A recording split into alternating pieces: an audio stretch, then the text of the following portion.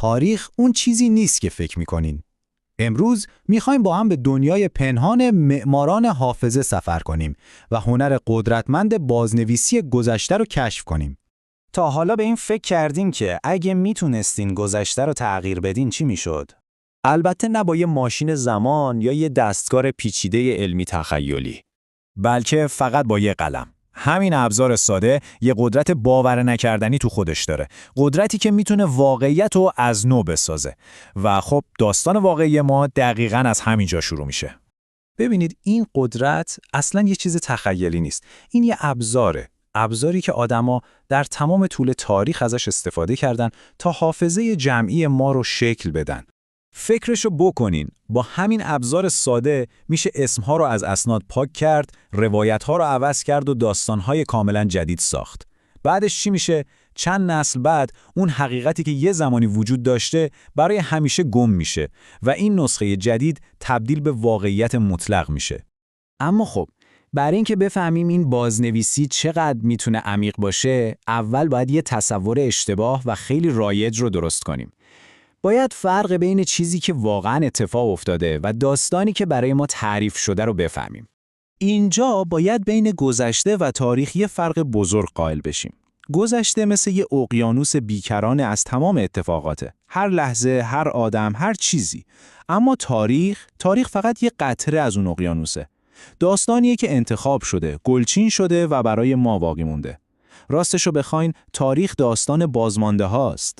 در واقع تاریخ بیشتر شبیه یه آرشیو ناقصه. اهمیتش فقط به چیزایی که توش هست نیست، بلکه به چیزایی که ازش حذف شده، به اون سکوت‌های معنادار، به انتخاب‌هایی که پشت هر کلمش پنهون شده.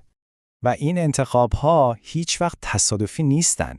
پشت هر داستان تاریخی یه قدرتی وجود داره. همیشه یه نفر، یه گروه یا یه حکومت تصمیم گرفته که چی باید یادمون بمونه و مهمتر از اون چی باید از یادمون بره. اینها فقط تئوری نیستن. در طول تاریخ این معماران فراموشی واقعاً دست به کار شدن تا حافظه ما رو مهندسی کنن. بیاین چند تا مثال واقعی ببینیم که چطور این کار رو انجام دادن. یکی از تکان دهنده ترین مثالها از روم باستان میاد. اونا یه مجازات خیلی عجیب داشتن به اسم دامنیسیو مموریه. یعنی چی؟ یعنی محکومیت به فراموشی. این یه حکم رسمی بود برای پاک کردن کامل یه نفر از حافظه جمعی. این فرایند کاملا سیستماتیک و بیرحمانه بود.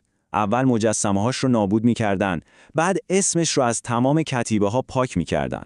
حتی صورتش رو از روی تصاویر عمومی دوباره می‌تراشیدن تا مطمئن بشن که کوچکترین اثری از وجود اون آدم باقی نمیمونه. این به ما یه چیز خیلی مهم رو نشون میده. برای رومی‌ها بدترین سرنوشت مرگ فیزیکی نبود، بلکه پاک شدن کامل از حافظه تاریخ بود. وحشت واقعی این بود که فراموش بشی. شاید با خودتون بگین خب این روش‌های بیرحمانه مال دنیای باستانه، اما نکته ترسناک داستان اینجاست. این ابزارها هیچ وقت از بین نرفتن، فقط مدرن‌تر شدن. همین. به این عکس معروف از دوران استالین تو شوروی نگاه کنین. تو نسخه اصلی لنین کنار رفقای انقلابیش یعنی تروتسکی و کامنف ایستاده. اما چی شد؟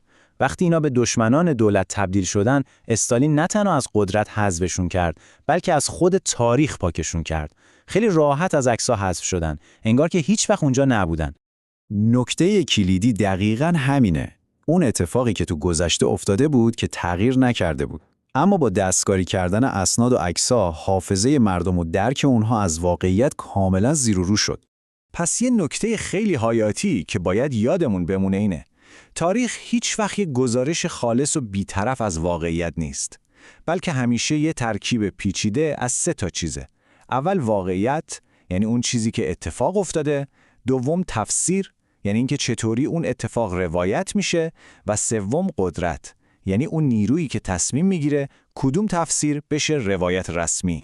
خب، حالا که همه اینا رو میدونیم، یه مسئولیتی گردن ماست. این که با چشمای باز به دنیای امروز نگاه کنیم.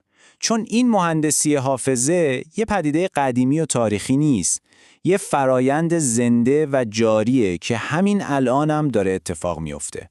و در نهایت این سوال بزرگ باقی میمونه. اگه تاریخ تو گذشته بارها و بارها مهندسی و بازنویسی شده، چه تضمینی هست که همین الان این اتفاق نیفته؟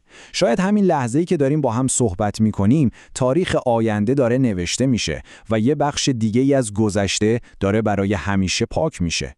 این سوالیه که از این به بعد باید همیشه از خودمون بپرسیم.